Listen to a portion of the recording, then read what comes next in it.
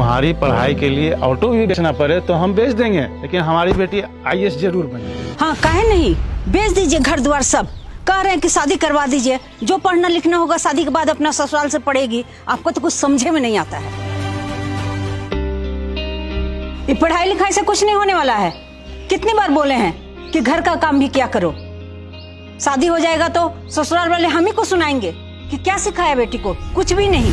माँ घर का काम करके ही पढ़ने बैठे हैं, अब तो रोज रोज का ताना बंद करो। और क्या ससुराल ससुराल करते रहती हो, अभी मेरे शादी का उम्र है क्या? और नहीं तो का, इतना पढ़ा लिखा दिए कम है का? है? जब देखो कॉपी किताब लेके बैठी रहती हो, काम चलने वाला है इससे?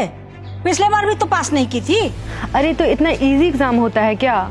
और ग्रेजुएशन तुम नहीं करवाई, पापा करवाए हैं। और उनको भरोसा भी है कि हम यूपीएससी निकाल के आईएएस जरूर बनेंगे। तुम्हारे भरोसे रहते ना तो तुम तो 10वां तक पढ़ा के शादी ब्याह सब करवा देती। खाली जुबानें तो लड़ाना है।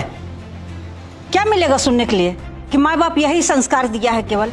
यूपीएससी निकालने तक सब संस्कार ताक पर भी रखना पड़े तो हम रखेंगे। कोई गलत काम के लिए मुंह नहीं लड़ाते आपसे।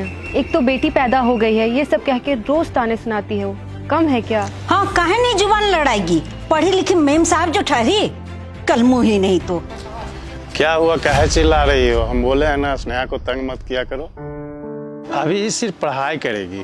हाँ, आप ही तो सर पर चढ़ा रखे हैं इसको। एक दिन सर नीचा करवा देगी तब समझ में आएगा आपको। हाँ सही बोल रही हो। हम इनसे 100 रुपया मांगे तो इनके पास नहीं था, और स्नेहा मांगी तो पता नहीं कहाँ से आ गया। हाँ, हम तुमको दे दे पैसा खाने पीने के लिए। अरे इस उम्र में तो लड़का आजकल घर का जिम्मेवारी संभालता है। पढ़ाई लिखाई तो तुमसे हुआ ही नहीं, जाके कुछ काम धंधा ही पकड़ लो। काम धंधा। जा बेटा, तू अंदर जाके पढ़ाई कर। आपके भरोसे को इस बार नहीं टूटने दूंगी पापा।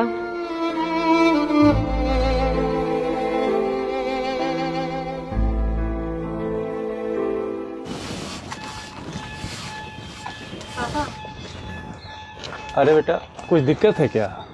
वो पापा मुझे किताब खरीदने थे। तो जाओ ना, खरीद लो ना। परसों दिए थे ना 500 रुपया। 500 का तो स्टडी मटेरियल में सब खत्म हो गया था, अभी 200 और चाहिए। अरे बस इतना सा बात है, रुको हम देते हैं। चाहे जितना भी पैसा लग जाए, तुम बेटा खाली मन लगा करके पढ़ो। हाँ, काहे नहीं, बेच दीजिए घर द्वार सब। कह रहे हैं कि शादी करवा दीजिए, जो पढ़ना लिखना होगा शादी के बाद अपना ससुराल से पढ़ेगी। आपको तो कुछ समझे में नहीं आता है।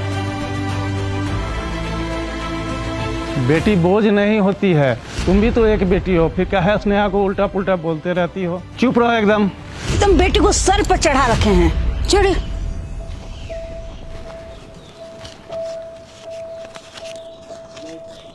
लो बेटा, रख लो 140।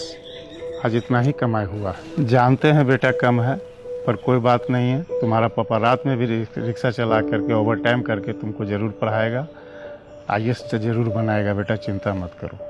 पापा आप मेरे लिए इतनी मेहनत कर रहे हो, अगर इस बार भी ना निकाल पाई तो? सच्चे दिल से किया गया मेहनत का फल ऊपर वाला भी देता है। तुम ये सब बिल्कुल मत सोचो और खूब मेहनत करो। इस बार बेटी आईएएस जरूर बनेगी।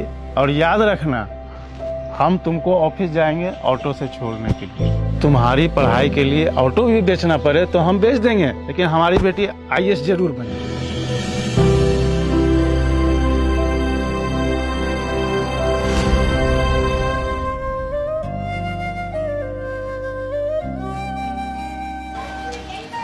पापा ऑफिस चलोगे ना ऑटो से छोड़ने? क्या बोली? हम कुछ समझे नहीं। नहीं समझे? इस बार भी नहीं हुआ और क्या? पापा मैं यूपीएससी पास कर गई और आप भूल गए आपने क्या बोला था? इस बार बेटी आईएएस जरूर बनेगी। और याद रखना, हम तुमको ऑफिस जाएंगे ऑटो से छोड़ने के लिए।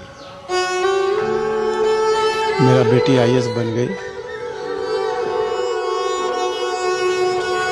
पापा जितना रोना था रो लिया, अब आज से रोना नहीं पड़ेगा। और जानते हैं इस बार लड़कियों ने ही बाजी मारी है। अच्छा जवाब दिया तुम सबने उन लोगों को जो बेटियों को बहुत समझते हैं। और जो सर झुका के कहते हैं ना हमें बेटी हुई है, उन सबको यूपीएससी का रिजल्ट जरूर देखना चाहिए।